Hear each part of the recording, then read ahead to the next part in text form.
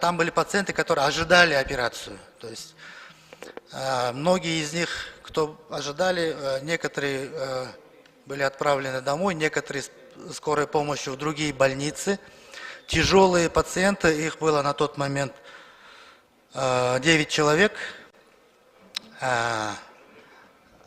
Из них 5 детей, 4 взрослых, потом одного взрослого перевели в другое отделение, ему стало лучше. Эти тяжелые пациенты, они послеоперационные. В тот день, там, 2 дня назад закончена была операция, они были в реанимационном отделении, не их 100. Их оставили в реанимации кардиологии, и до сих пор там они содержатся.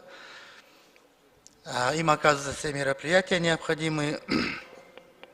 Вот, и, к сожалению, 2 пациентов мы потеряли вчера вечером. Они были тоже тяжелые.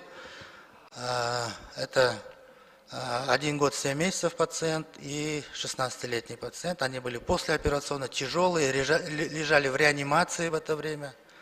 Вот их, к сожалению, спасти не удалось. Вот.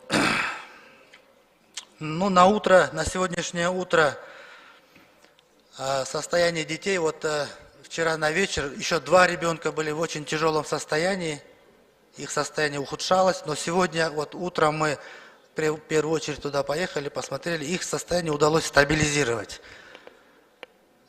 Давление, все нормально, они сейчас тоже на искусственной вентиляции легких, но удалось стабилизировать, у нас прогнозы хорошие, что мы надеемся, больше потерь у нас не будет. Вот.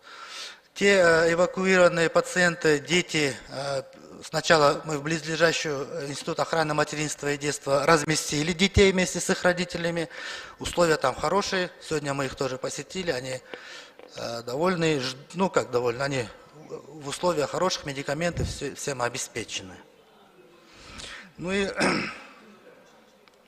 также национальный госпиталь, 2 пациента, мы их распределили по госпиталям,